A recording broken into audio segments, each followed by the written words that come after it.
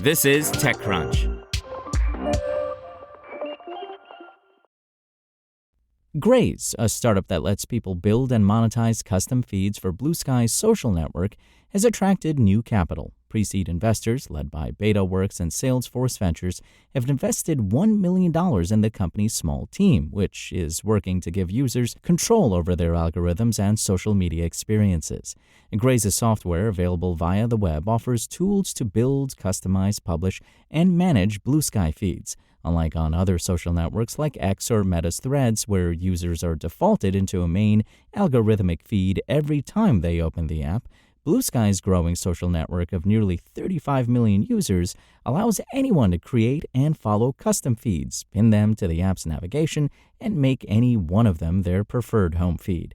However, feed creation can be a complicated process for non-developers. That inspired the team at Graze to create software that lets people more easily build custom feeds using templates and other tools for managing their feed's moderation, their logic and filters, sort order, and the social graph a feed contains. Today, Graze powers 4,500 Bluesky feeds created by around 3,000 users. This includes several top feeds on Bluesky's social network, like the news feed, the Booksy feed, and others across a range of topics like gaming, art, politics, sports, fitness, hobbies, and more.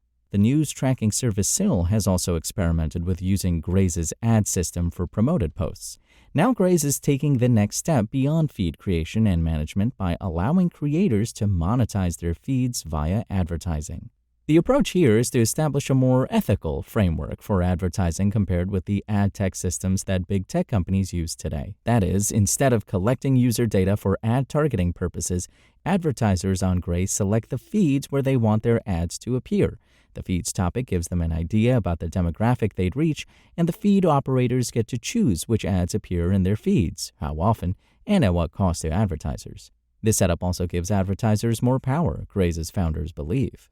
In a traditional advertising environment, a social network like Facebook or X decides whose attention you are purchasing, said Graze co-founder and CTO Devin Gaffney. Advertisers have very little control over where their content is seen and the quality of how that is rendered to people, he said. They don't have any real relationship with the audience, and the decision as to how the ad gets shown to people is systematically against their favor. Meanwhile, users on traditional big tech platforms don't have any way to opt out of seeing ads. Graze lets feed operators choose whether they want to run ads and give them editorial control over what's being sponsored. It also lets a feed's users opt out of ads by blocking sponsored hashtags. The team points out that feed operators are incentivized to let things get to that point of having users block ads or leave the feed by not overrunning their feeds with ads in the first place. There is a self-regulatory aspect that is not present in other platforms that will make operators behave in a much more pro-social way, Gaffney said. Currently, 200 feeds built with Graze are running ads at a cost of around $1 per 1,000 impressions. But the team expects that number to grow as Bluesky itself scales. Graze takes a 30% cut of the ad dollars, which allows the company to handle not only the hosting and payment processing, but also the software for feed creation and management, including for feeds that don't monetize. Further down the road, the team is considering doing a revenue share with Bluesky and other apps built on its underlying technology, the AT protocol, AT-Proto. Today, Graze is working with other Bluesky AT-Proto-based apps, including photo and video apps like Skylight, Spark, and Flashes. We're very interested in figuring out what is the ethical revenue-sharing model that helps everyone involved in the picture, including app developers, said Graze co-founder and CEO Pete Baki.